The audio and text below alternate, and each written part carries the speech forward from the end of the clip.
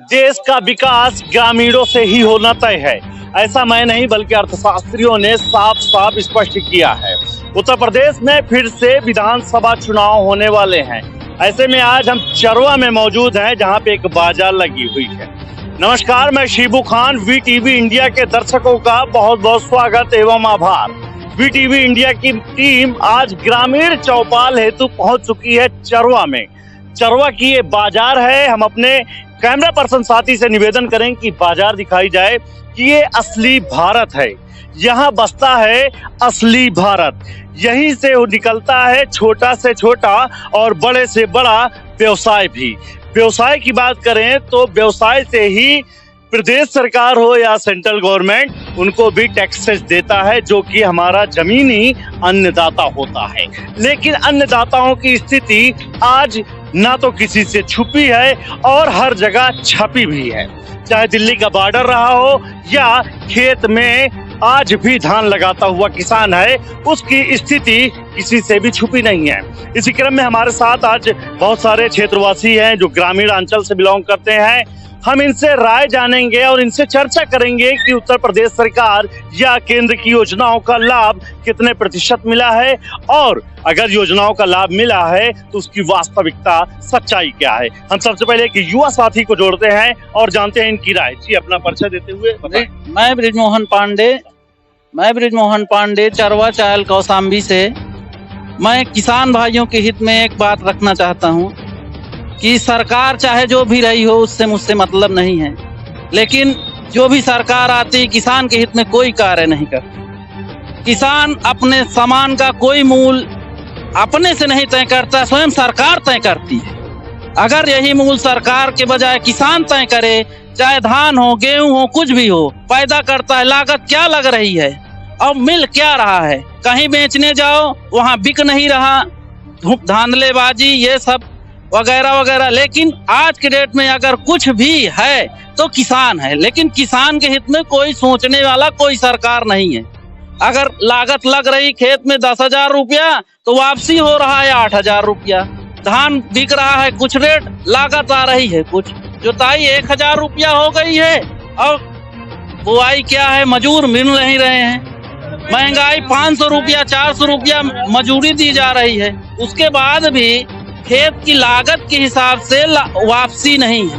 क्योंकि किसान अपने मूल्य जो धन उसमें गेहूं बोया, गेहूं की लागत लगी कुछ, आलू बोया लागत लगी कुछ, तैयार किया उस समय जब हमारा आलू हुआ तो बाजार में उसकी बिक्री नहीं, कोल्ड स्टोर में गए तो कोल्ड स्टोर कर दिया, उसके बाद सस्ता हो गया।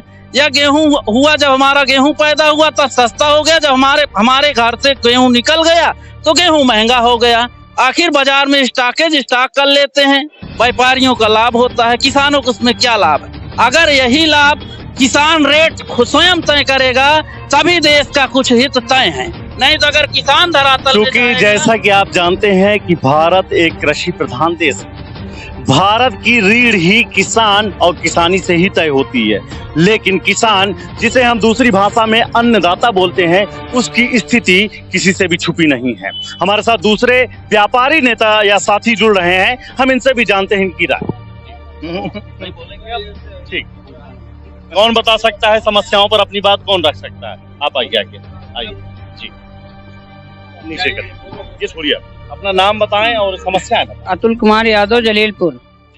हम ये चाहते हैं कि क्या 1 लीटर बिसलेरी का पानी अगर 20 रुपए में 25 रुपए में बिक सकता है, क्या उतने में गेहूं किसान का बिक सकता है? आज की डेट में अगर देहात में अगर कोई बेच रहा हो 20 रुपए किलो का अगर गेहूं, तो बताए 130 रुपए धरा गेहूं बिक रहा है, 6.5 किलो का वेट होता है उसमें।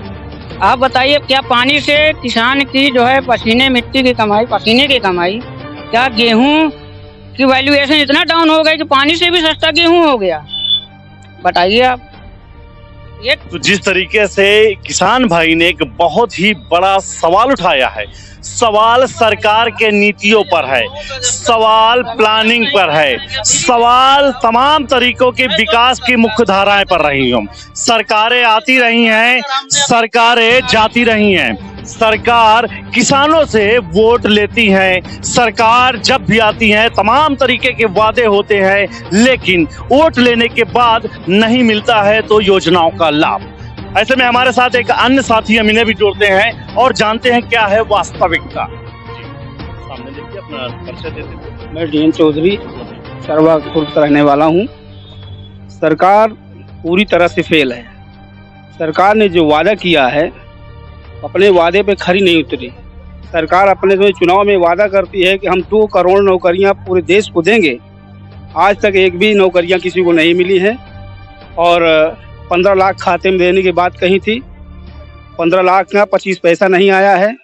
एक छोटा सा शिबूका छोड़ दिया कि 2000 रुपये हम किसानों को देते हैं, और इससे सरकार पूरी तरह फेल है। राशन तो जिस तरीके से बात कही कि सरकार पूरी तरीके से फेल साबित हुई है। उत्तर प्रदेश की सरकार को वैसे तो डबल इंजन वाली सरकार कहा जाता है, लेकिन विकास के नाम पे वास्तविकता क्या है खुद आप सुन रहे हैं ग्रामीणों की जबानी। आइए हम दूसरे किसान साथी को हम जोड़ते हैं और इनसे भी जानते हैं कि क्या है योजनाओं का सच। मैं राकेश चंद सरोज चरवा उत्तर प्रदेश का रहने वाला हूँ।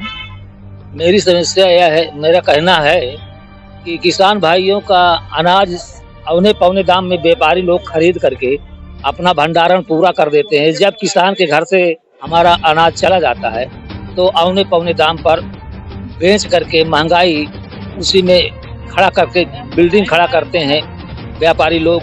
और जब किसान के यहाँ सब्जी उगती है तो उसकी सब्जी 10 रुपए किलो नेनुआ बिकता है, तो 120 रुपए किलो, 120 रुपए घंटा वो सिंचाई देता है। तो ये डीजल और पेट्रोल और ये गैस इतना महंगा सरकार कर रही है, किसान कहाँ तक क्या करेगी, खेती कहाँ तक करेगी, कहाँ तक जिंदा रहेगा किसान, क्या खाएगा। यूरिया खाद इतनी महंगी है। तो जिस तरीके से सवाल उठाए गए हैं कि महंगाई दिन का दिन किसानों की नस तोड़ती जा रही है, किसानों की जब कमर टूटेगी तो देश कैसे विकास करेगा, ये अपने आप में एक बड़ा सवाल है। हमारे साथ एक अन्य और साथी भी जुड़ रहे हैं, हम इनसे भी जानते हैं इनकी राय। मैं अशोक सिंह यादव पूरे जैसे मैं कहना चाहता हूँ कि सरकार जो है मार्केट खोल रखी है और बच्चों का भविष्य बर्बाद कर रही है। स्कूल सब बंद पड़े हैं, बच्चे पढ़ लिख नहीं रहे हैं और मार्केट में दारू का धंधा खोलकर दारू खूब बिक रहा है। सरकार को लाभ है, जहाँ उसको लिए कोरोना नहीं है और बच्चों के लिए कोरोना है। मैं चाहता हूँ कि स्कूल खोला जाए, बच्चों का भविष्य देखा जाए उसमें।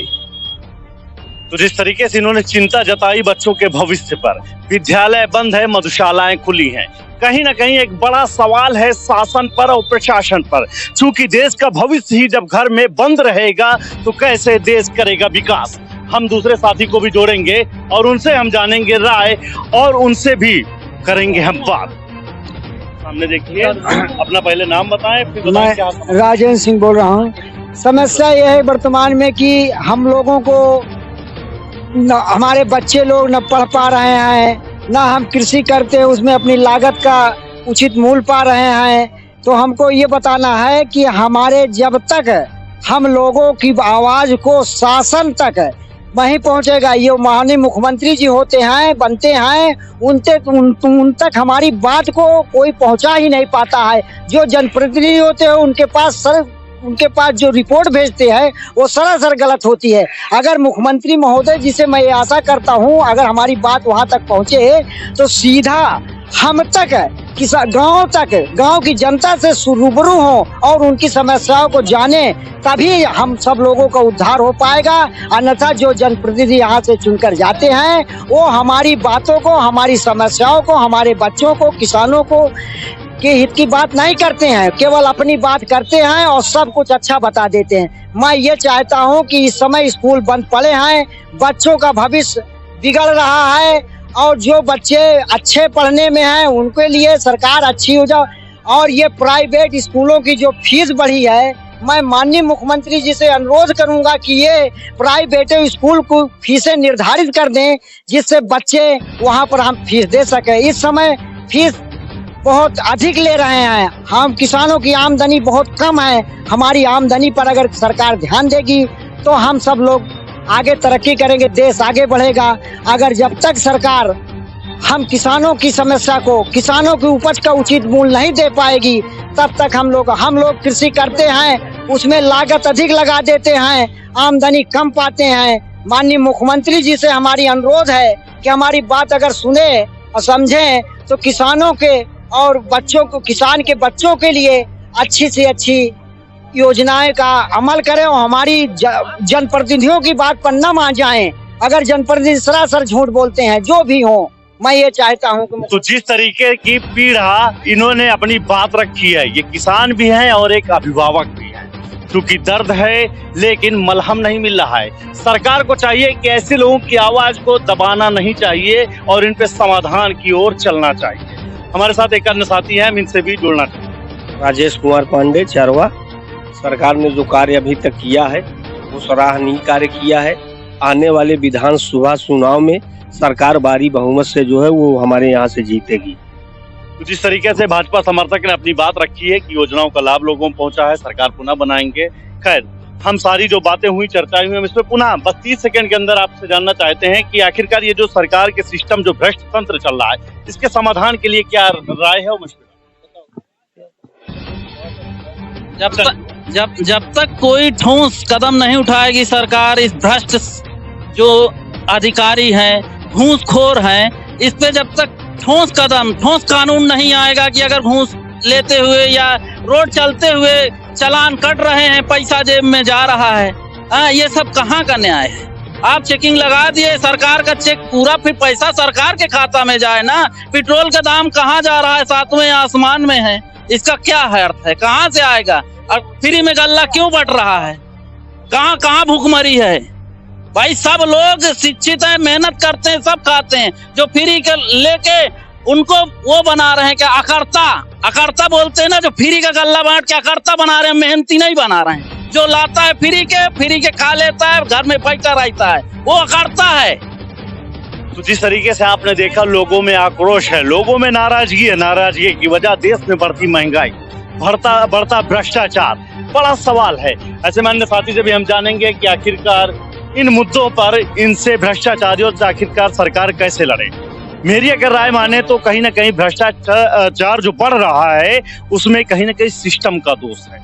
जब तक आम आदमी जागरूक नहीं होगा, आखिरकार तब तक ये अधिकारी हमको उल्लू यानी बेवकूफ बनाते ही रहेंगे। ऐसे में जनता को खुद जागरूक होना पड़ेगा और अपनी लड़ाई के लिए आवाज उठाना पड़ेगा। आप में से यदि कोई बोलना चाहे, अपनी बात रखना चाहे तो रख सकते हैं। तो जिस तरीके से इस ग्रामीण चौपाल में आज चरवा बाजार में व्यापारी, किसान, नेताओं, युवाओं ने अपनी बात रखी है, अपनी पीड़ा दर्शाई है, वो वाकई में सरकार के लिए सोचने लायक है। सरकार को चाहिए कि इन किसानों की बातों को अन्यथा न ले, इन पर विचार करे ताकि समाधान हो और जनता का विकास हो सके। ग्रामीण चौपाल हमेशा से ही हम वीटीवी के माध्यम से दबे, कुंचितों, वंचितों की आवाज उठाते रहे हैं। यदि आपके पास भी, आपके पंचायत में भी कोई समस्या है, समाधान नहीं मिल रहा, तो हमारे दिए हुए ऑफिशियल ईमेल आईडी पर अपनी समस्या भेजें ताकि हमारी टीम आपके समाधान के लिए आवाज उठा सके। एक बार फिर से वीटीवी दर्शकों का बहुत बहुत स्वागत एवं आभार।